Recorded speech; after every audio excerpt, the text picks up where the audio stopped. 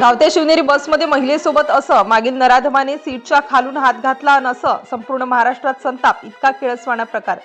पुणे मुंबई द्रुतगती मार्गावर धावणाऱ्या शिवनेरी बसमध्ये घडलेली ही घटना सार्वजनिक वाहतुकीतून प्रवास करणाऱ्या प्रत्येकासाठी धक्कादायक ठरत आहे।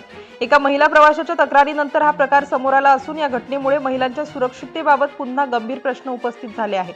ही घटना 10 जुलैच्या रात्रीची आहे। संबंधित महिला ठाणे येथून पुण्याकडे जाणाऱ्या शिवनेरी बसने प्रवास करत होत्या। नेहमीप्रमाणे बस आपला प्रवास करत होती। बसमध्ये अनेक प्रवासी होते।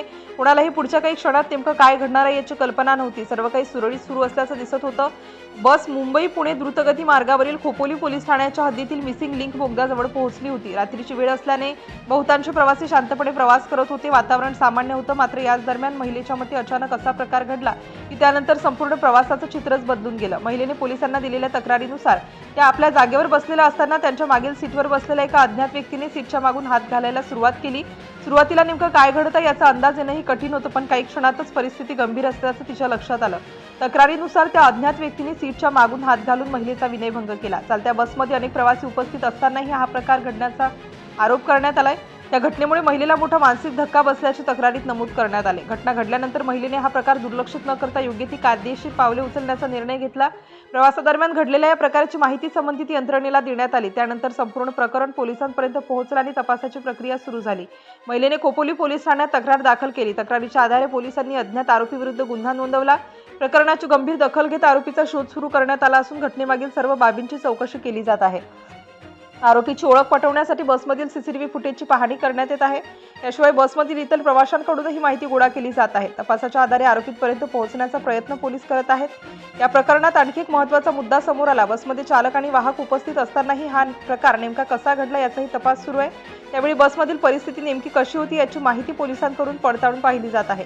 घटनेनंतर सार्वजनिक वाहतुकीत महिलांच्या सुरक्षेचा मुद्दा पुन्हा चर्चेत आला। विशेषतः लांब पल्ल्याच्या बस प्रवासात सुरक्षा व्यवस्था अधिक सक्षम असावी अशी मागणी अनेक स्तरातून व्यक्त केली जात आहे। अशा घटना पुन्हा घडू नयेत यासाठी उपाययोजनांची गरज असल्याचं मत व्यक्त केलं जात आहे। या घटनेची माहिती समोर आल्यानंतर अनेक प्रवाशांनी चिंता व्यक्त केली। महिला प्रवाशांनी सुरक्षित प्रवासासाठी अधिक प्रभावी सुरक्षा व्यवस्था आणि सतर्कता आवश्यक असल्याचं मत व्यक्त केलं जात आहे। हा विषय सामाजिक स्तरावरही चर्चेचा विषय बनला आहे। दरम्यान या प्रकरणातील तपास सुरू असून आरोपीची ओळख पटवण्यासाठी पोलीस विविध पुरावे तपासत आहेत। सीसीटीव्ही फुटेज, प्रवाशांची माहिती आणि इतर उपलब्ध पुराव्यांच्या आधारे तपास पुढे नेला जात आहे। अधिकृत तपास पूर्ण झाल्यानंतरच पुढील माहिती स्पष्ट होणार आहे।